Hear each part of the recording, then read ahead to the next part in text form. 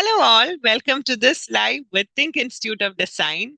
So, Uceed had just last week, Uceed had published the 2025 cutoff marks, and we've been getting a lot of doubts from students regarding if they've qualified the Uceed or if this is the cutoff mark for the entire Uceed exam, or um, how to know how to use this how to use this cutoff marks and know for sure, know for exactly how to get your college. What is the next step in this UCED evaluation process and allotment process, etc. When is going to start? All those doubts we've been getting. So today in this session, we'll be clearing your doubts regarding UCED cutoff marks and how to use this cutoff mark, and is this for the entire UCED. So let's go forward and let's discuss the UCED cutoff marks.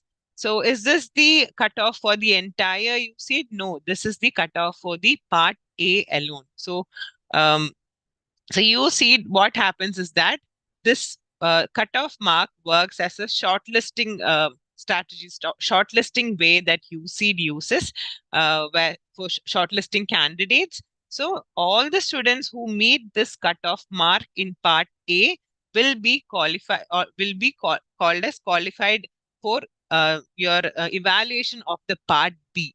So that is basically it. So part A, so if you meet this cutoff, like what happens is that after the examination, after the evaluation of the part A, UCED shares the mean and standard deviation of the exam of the performance of students. So depending on the highest and lowest performers, this cutoff mark basically changes every year. So this year, the cutoff, so from this mean and standard deviation and using the formula that you can find on the UCED information brochure, we arrive at this cutoff mark. So that if you look at the screen, for general category, it's different. For OBC, WS, it's different. And SC, ST, PWD, it's different. So if you are a general candidate, this your cutoff is 74.34. This means that you have to score at least 74.34 to be called as a qualified candidate. Okay, so if you meet the cutoff, you become a qualified candidate. Only then your part B will be evaluated. So all the qualified candidates will be eligible to get a rank according to UC. So that's why this cutoff mark is used. So this cutoff does not remain the same every year. So depending on the performance, average student performance, as well as the difficulty of the question paper, it ranges. Like, for example, here you can see in 2022, the cutoff was 85, and later in 2024, it was 55. So that's drastically changes depending on the students' performances.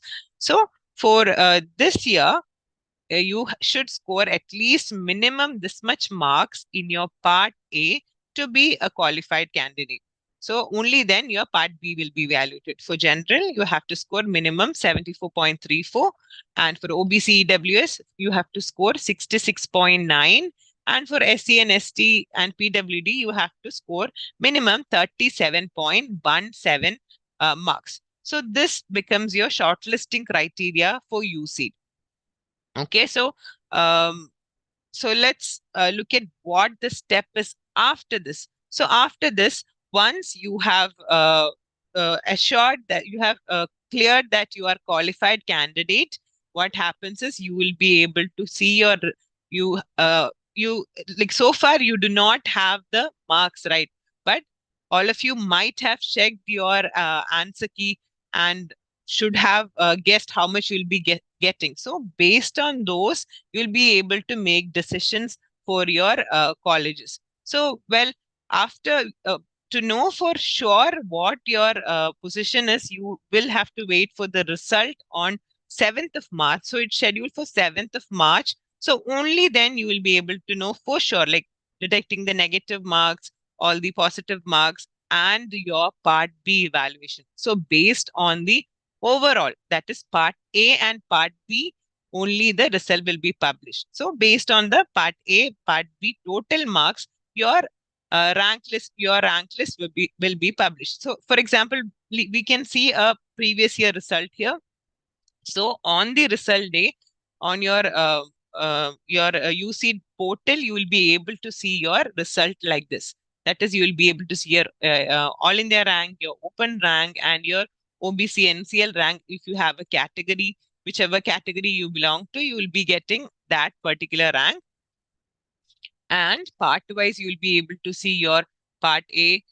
Your there'll be a detailed breakdown of NATs, MSQs, MCQs, and your part B individually you've scored how much. You can see all that, and then your total marks will be given.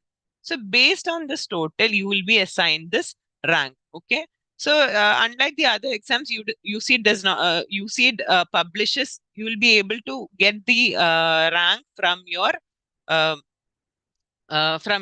portal itself. So the rank list might not be published as public. So you will have to go to your portal, and all those selected candidates will be able to access this result from the website. Now, after this result, so we can expect the result by 7th, and after that, you will be able to get the scorecard like this. So this is a sample scorecard of 2024. So here you will be able to see those marks that you saw in the website, and here specifically you can see the qualifying marks as well. So based on this total, you will be able to get open your category rank or whichever rank. So depending on the availability, your highest rank will be considered. Okay, so this will be the next step after. So once the results are published, this will be our next step. And you have to carry this scorecard along with you to the campus that you get admission to. So let's look a little more deeper. Well, let me just break there and tell you about our CraftX workshop is that's starting tomorrow. So it's I know many of you might have been trying for NID and nift as well. So uh, this is a 3-day online workshop that's going to be conducted starting from tomorrow for just rupees 99. You can join this 3-day workshop, which is preparatory workshop for the phase 2 of NID and nift. Okay, so if you're interested, you can contact us in this 8086111216 to join this batch. So let's go forward. Let's look at the seat metrics. So talking about the seat, so once you get your rank, depending on your seat, depending on the rank you score, you will be able to acquire these seats. That is, for example, for general category, you have 123 seats in 7 campuses, 7 IIT campuses. So seventh one, that is IIT Indoor, is a new addition. Okay, so you have a total number of seats of 241 seats. So based on these based on the ranks that you acquire, you will be able to get these seats of IITs and other campuses. Okay, so let's talk about the closing rank. So based on the uh, ranks that all of you acquire, you will be getting seat allotment process. So in the seat allotment process, ideally, you will be having 5 rounds of allotments, and depending on the students who apply for the campus, whichever campuses, you will be able to uh, see that depending on the, let's go for the 2024 closing ranks. Okay. In 2024, 14, for example, let's take IIT Bombay. So 14 was the closing rank of IIT Bombay in the open category. So it means that if you are coming under 14, you would in 2024 up to 14th rank was able to get a seat in IIT Bombay. So similarly, after each round of seat allotment, they'll be publishing the closing ranks. So you have chance from the last years. You can make you can have an idea of which campus you can look for, but it will also depend on students' preferences, which all campuses you will be applying for will also depend on that. So with this cutoff mark, what else can you, with this cutoff mark, you can plan ahead. You can look at the previous year closing ranks and have an idea which campus you might be. So if you might have already checked your answer, the answer key, and have guessed about how much you'll be able to score. So if you know you'll qualify, or if you know you won't qualify, you can go for the next step. So there are also, if you're not able to get into these seven IITs, also there are campuses that are result sharing campuses. So if you go to the Uceed official website, you can see these are the main participating seven IITs. You also have opportunities in other colleges. So if you go to the result sharing colleges, you can see BITS Pilani, you can see SEPT, you can see Alliance, you can see Jain College. So all you have DY Patel School of Design. So if you have other preferences, you can go for those options right now itself. Okay, so this is one of the uses of the cutoff mark. So I know all of you will want to get into IITs, but in case you are not able to clear it, you always have these options in front of you. So we have almost covered. So we have a question here, ma'am. Does NTA provide session 2 for UCED? No, sorry, UC does not provide session 2.